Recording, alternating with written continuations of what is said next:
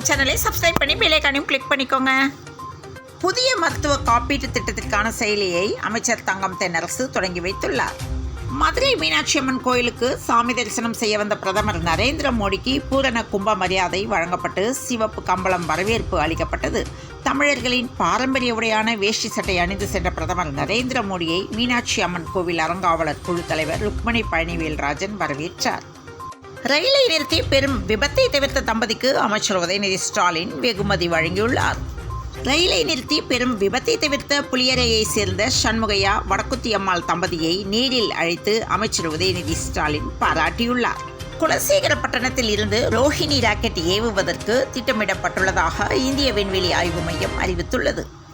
அனுமதி இல்லாத கட்டுமான பணிகள் சென்னை மாநகராட்சிக்கு ஐகோர்ட்டு ரூபாய் 5 லட்சம் அபராதம் விதித்தது. அமைச்சர் தங்கம் தென்னரசுக்கு எதிரான வழக்கு சென்னை ஐகோர்ட்டில் நாளை விசாரணை நடத்த உள்ளது.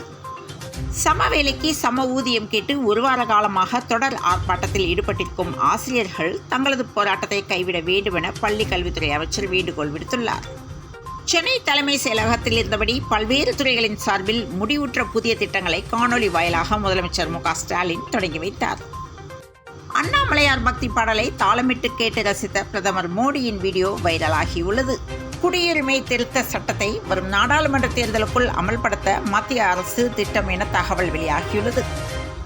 இஸ்ரோவின் ககன்யான் திட்டத்தின் மூலம் விண்வெளிக்கு செல்வதற்காக சென்னையை சேர்ந்த ஒருவர் உட்பட 4 பேர் தேர்வு செய்யப்பட்டுள்ளனர். மணல் குவாரி வழக்கு தமிழகத்தில் 5 மாவட்ட கலெக்டர்கள் அமலாக்கத்துறை விசாரணைக்கு ஆஜராக சுப்ரீம் கோர்ட்டு உத்தரவிட்டுள்ளது. பெங்களூரு பிரீமியர் லீக் குஜராத் அணியை வீழ்த்தி பெங்களூரு அபார வெற்றி பெற்றுள்ளது. சென்னையில் 22 கேரட் தங்கத்தின் விலை கிராமுக்கு ரூபாய் 5 உயர்ந்து 1 கிராம் 5815க்கும், சவரன் ரூபாய் 40 உயர்ந்து 1 சவரன் 46,520க்கும் விற்பனை செய்யப்படுகிறது. தொடர்ந்து இணைந்திருங்கள் பிரபாஸ் கதவம் செய்திகளுடன். மீண்டும் மற்றொரு செய்தியில் சந்திப்போம். வணக்கம்.